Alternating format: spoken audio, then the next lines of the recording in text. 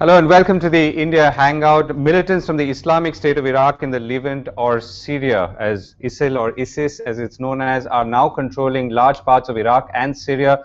The situation is getting grim. This has impact. I mean, this will have some impact on India for many reasons. One is the presence of Indians on ground in Iraq, working across construction sites and including in hospitals. There's also the impact of potential rise in oil prices and what that could do, not just to the to oil, but also to the stock markets and of course the currency. We are here to talk about all of that with our guests. We're here with me at Cricketwala, Ayaz Memon. Also joining us, Manjit Kripalani, Executive Director at Gateway House, the foreign policy think tank. Dr. G. Balachandran, Fellow at the Institute of Defence Studies and Analysis from New Delhi. And to understand the market's impact, Deven Choksey of KRChoksey and Sharat Kulkarni of Angel Broking. Thank you all very much for joining us. Ayaz, how do we begin? Well, fundamentally, I think we need to understand from our guests here: has there been a colossal failure of the the policies and the strategies of the US and the UK where Iraq is concerned? Because it seems to have come back with a vengeance redoubled. Right. Where the global kind of grid is concerned, the power grid. And it seems to have happened completely out of nowhere. Out of, suddenly bolt out of the blue. Bolt out of the blue. So, and there are some very interesting moves that are happening after that. Iran has stepped into the picture. Iran has actually said, the president of Iran, Hassan Rouhani, has said that he's ready to defend Shiite holy Muslim sites in Iraq against the killers and terrorists. And also the United Kingdom has talked about reopening its embassy in Iran. So let's get a sense of what's happening there and why and how this could play out for India and anyone watching from here. Manjit, do you want to give us a quick sense? I know that you also have to leave early. Yes. So this is something that our Indian analysts have been predicting for about 2 years. I know Professor Narapat, who writes for Gateway House, has been talking about how the Shia crescent, which starts out in Libya, running down to Syria, Iraq, Iran, Afghanistan, and ending at Pakistan and Central Asia, that Shia crescent has now become the Wahhabi crescent. There has been, instead of the rise of the Shia, it has become the rise of the Wahhabis. This has all been done with the funding of Saudi Arabia and the United States. We are now in a mess. The Middle East has already seen a lot of turmoil because of the democratic and the freedom impulses of its own population. This is all starting to become very complex, because instead of there being a real sense of introspection in that region, they are now starting to fight with each other. Maybe this is the beginning of real reform in the region, but at the moment it's really terrifying. This is all going to land at the doorstep of India in no time at all. It's also going to land at the doorstep of Europe. So the regions most affected are going to be India and Europe. And I hope that it certainly seems as this particular government in Delhi has taken cognizance of it. But we don't know, in Europe they seem not very cognizant of how close the danger is to them. Right. Okay. Dr. Balachandran, let me come to you. I know that you've been writing and speaking a lot on Iran, particularly in the context of oil and trade sanctions. How do you see this development of the last few weeks, and what, in a broad sense, does it mean for India? Well, when we talk about India, Iraq is the second largest supplier of oil to India. Okay, it supplies about 14% last year. So obviously, any disturbance in Iraq and disruption in oil supplies and the consequent rise in oil price will have an impact on India in economic terms. As far as Indian migrant labor is concerned, there are not that many in Iraq, although there are a lot of them in the rest of the Gulf states. Now, if the conflict does not spread beyond the southern part of Iraq to the rest of Gulf states, we will not have a problem of evacuating Indians like we did in the first Gulf War. Right now, there are not that many Indians working in Gulf. Yes, there are some, but not in thousands or tens of thousands. Now, coming back to the situation, it's really too fluid to call. There are too many actors involved.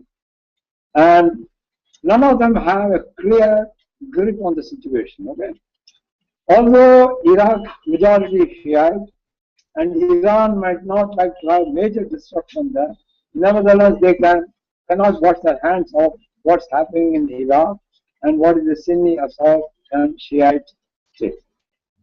The Sunnis, on the other hand, as people have been talking about the Shiite crescent and all sort of stuff, they too are worried, especially in the context of whether US and Iran will get together and some of the sanctions against Iran may be lifted, in which case one has to accept that Iran will be a major player in West Asia.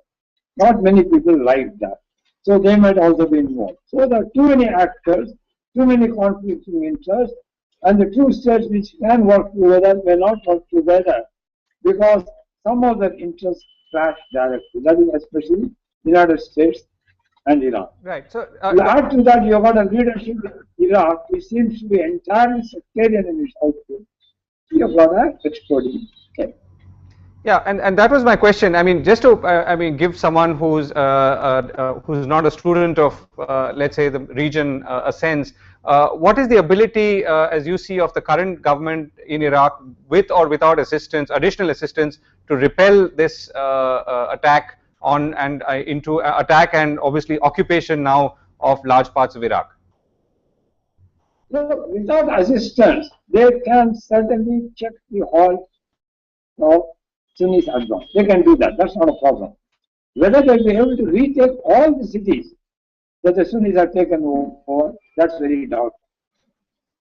But in the process, you might find that the sectarian difficulties within Iraq magnified immensely. There were already reports yesterday that Sunnis are being shot in the rest of the Iraqi state.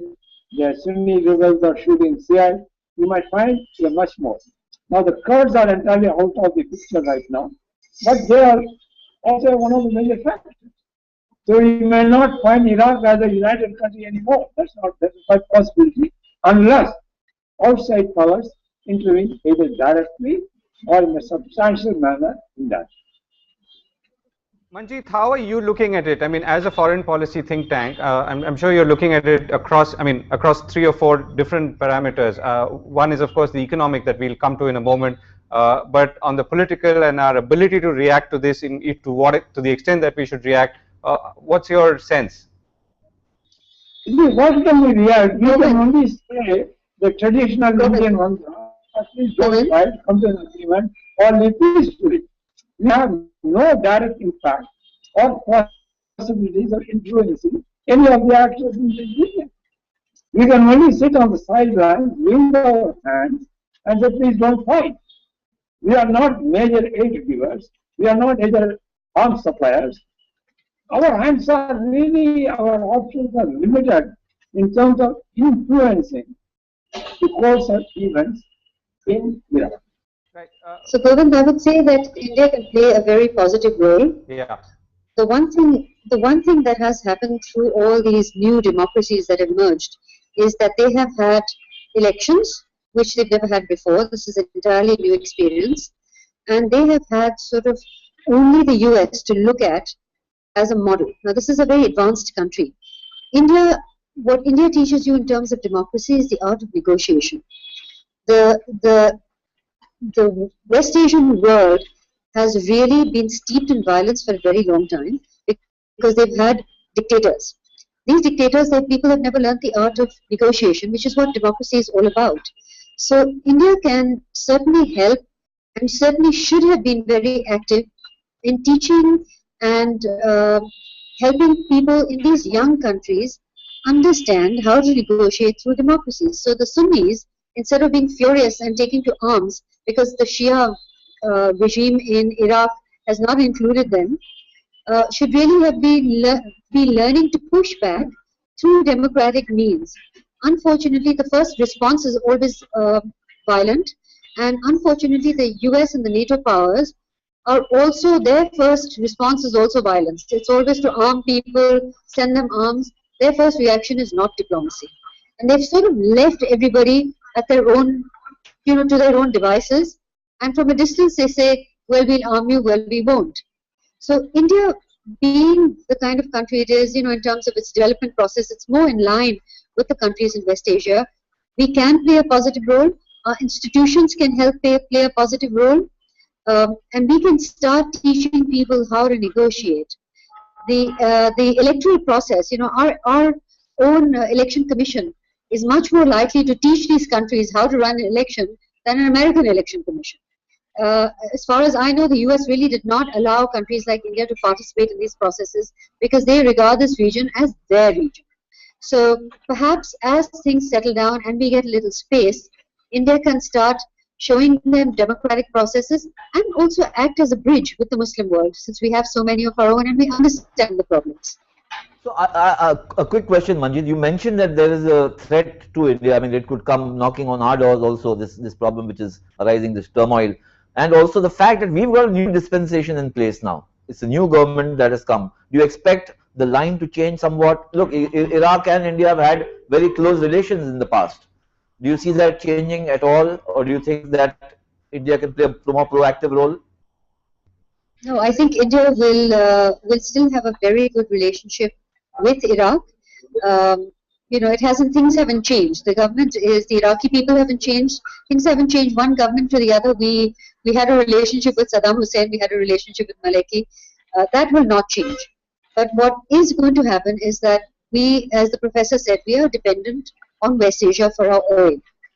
Our immediate need now is to diversify our energy options. So we must start looking closer to home. So developing more of a greater engagement with countries like Bhutan and Nepal, which seems that this is what our new Prime Minister is doing, so that we can get more hydropower. Looking to Central Asia, how can we get direct connectivity and get the oil from Central Asia? And also just looking at our own region, Malaysia, Indonesia, and Latin America to get oil. The US and North America, Mexico is looking to India to buy more of their shale oil. And this will also happen. But right. I think we've got Surya also joining in. Surya, do you want to give us a quick sense of how you are reading the situation at this point? I mean, considering that you've also been interacting with officials at the MEA.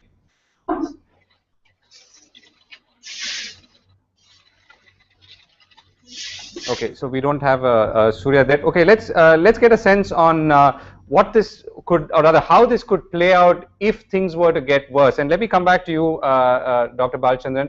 Assuming if this escalates, I mean, Baghdad is overrun, and there is and things really get worse from where they are. What's the worst case situation we're looking at? Not necessarily from an Indian point of view, but in terms of what's going to happen in the region.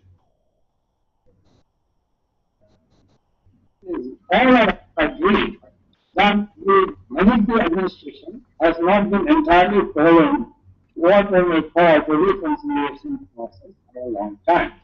Now, unless there is some change of heart on his mind or his approach to the sectarian issue, I don't see any major advance being made in getting the peaceful. Now, as far as India's experience is concerned, we have passed the time when we can go and lecture them on democracy, how to hold elections. Look, when there's a fire going on, you don't say, why don't you have a fire fighting equipment in your house? First, you put out the fire. Then you can see how you can do that. India's experience in holding elections, etc., and all those things are of no immediate relevance to what is happening in the state. If everything settles down, yes, we can help them. Can we help them to settle down? Can we bring some peace in that area? We are not in a position to do any of those things. Okay? How it can develop depends quite a lot on Manjit, how he responds to the situation, whether he tries to be more inclusive or he tries to mobilize the Shiites against the Sunnis, in which case the rest of the Sunni countries tries to mobilize. They also have their own problem. They don't want the radical Sunnis to be taking over, yet on the other hand they cannot afford to have the Shiites taking the lead over the whole of the situation. It's a very complex situation. I suspect finally some sort of modus operandi may come between the United States and Iran. The minimum objective will be to bring a certain degree of order in the area. I think they may be able to cooperate on that. As for the long-term solution to the Iraqi problems, sectarian problems, I suspect you might find it divergent. The advantage is Iran at the moment is in the final stages of its negotiations with the United States on the Iran peace negotiations. So to that extent, they would not like to jeopardize their chances of a successful conclusion of that because their economic future, they are depending quite a lot on being able to come to some sort of normalcy in Iran. So there are pluses and minuses in Iran-US cooperation to some extent. To what extent they are able to keep aside the fundamental differences and work in the short term is anybody's guess. Okay, I will not like to take a guess on this point. Right. Manjit, how, this is an interesting time for the markets and the economy as well. I mean, it's obviously there's been a lot of euphoria in the stock markets that of course doesn't affect oil price, but oil price had sort of as a factor had become a little benign. The rupee had been strengthening to some extent. Now all of that is obviously turning. And for reasons that perhaps no one really expected and fathomed. How do you see that impacting things going ahead? I mean, does this change the whole mood, or can it potentially change the mood in the country as we know it now? Well, I don't think it's going to change the mood in the country as such. It is an externality that we were not expecting, but perhaps this government had anticipated it, given that their intelligence is quite good. What we can do, and I think that some of us have started thinking about, is if you remember when there were sanctions imposed on Iran in 2011 by the US, Bombay itself was very close to lights out. We were 2 days away from lights out because we couldn't import our oil from Iran. And so we had to find all kinds of means to get there. We might be facing a similar situation since we are so dependent on Iraq also for oil and perhaps even on Iran. First, perhaps the US will start lifting sanctions on the countries that we are dependent on, which is Iran and Russia. And secondly, we have to start building an alternate, a non-dollar financial architecture through which we can start paying and working our way through creating a system with developing countries and producing countries that are, consuming oil, consuming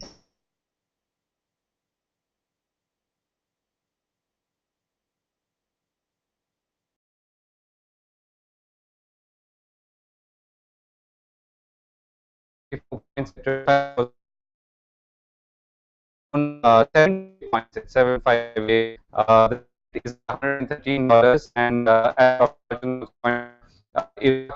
second big Saudi Arabia, and of course,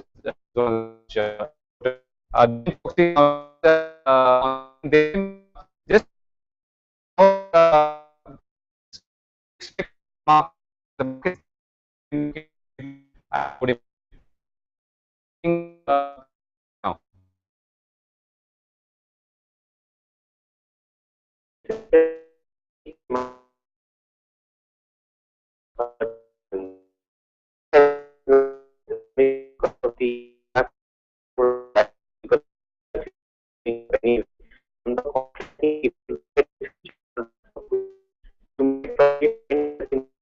Short covering which has led to this particular rise in the Brent crude oil prices, but the fresh long positions are not getting built.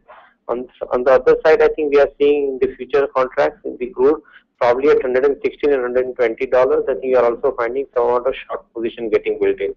So it gives a very clear indication that the crude oil prices are unlikely to rise. Now the second point which the market is not very sure about, and that's where I think the rupee has slipped, is about the US action on the in the entire matter. The US has remained on the sidelines at this point of time, and they are not intervening in this matter. So probably as a result of which, I think the rupee has slipped, I think, little more because some amount of headache funds have started withdrawing part of their positions because of this issue, I think, in the global market. According to me,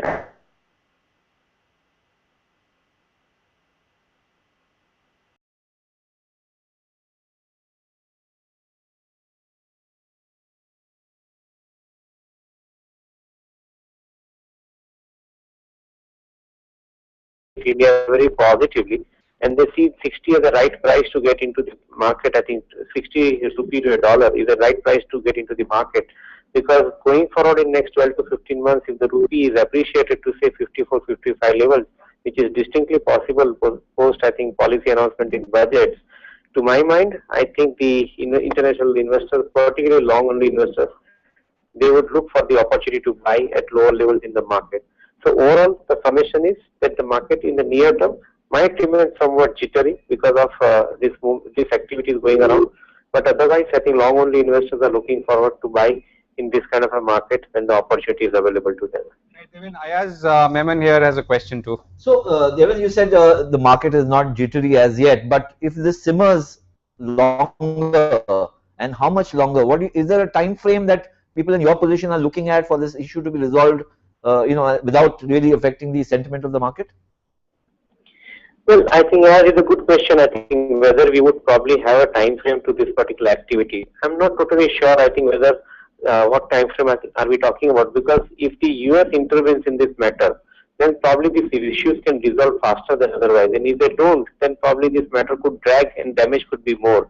And if the matter drags, then probably uncertainty situation could take some toll on the market sentiments.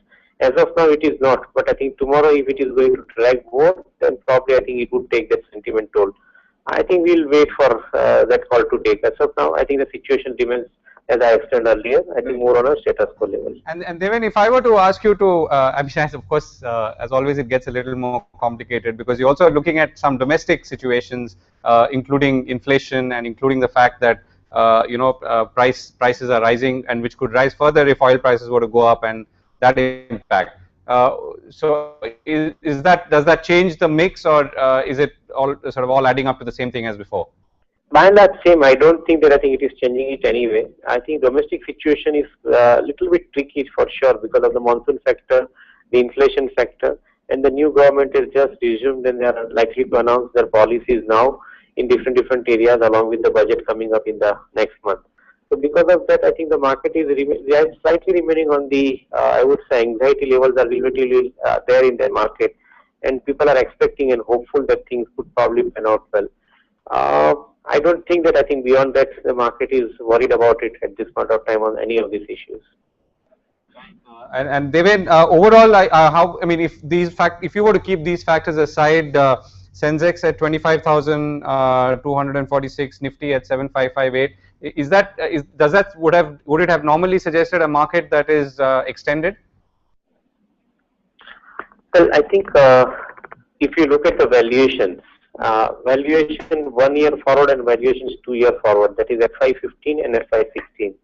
FY15, I think valuations are somewhere around 15.5 times to 16 times, and FY16 valuations are somewhere around 14 times.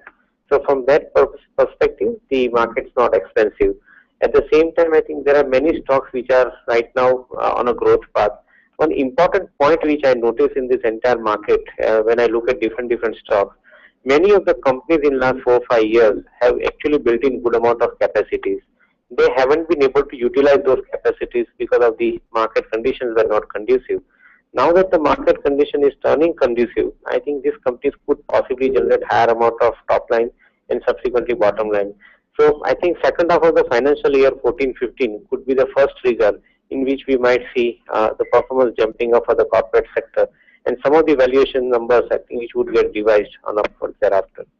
Right, Deven. So external conditions are tricky, but nothing to worry about immediately from an Indian market's point of view. We've got domestic conditions to grapple with as well, including a potential failed monsoon plus the threat of inflation and prices going up. But all of which is reasonably counterbalanced at this point of time, as I understand, because you've got some good companies with good growth potential. Thank you so much for joining us, Deven, as we've run out of time. Ayaz, last word on what Iraq means for us, or what we should be looking out for? Well, certainly it means a lot for us in terms of oil prices and therefore domestic prices. But I would go with the sentiment expressed by Deven that, if there's timely intervention and this kind of turmoil is arrested ASAP, then, the crisis blows over, so to speak. But it is a looming crisis. Let's not ignore it.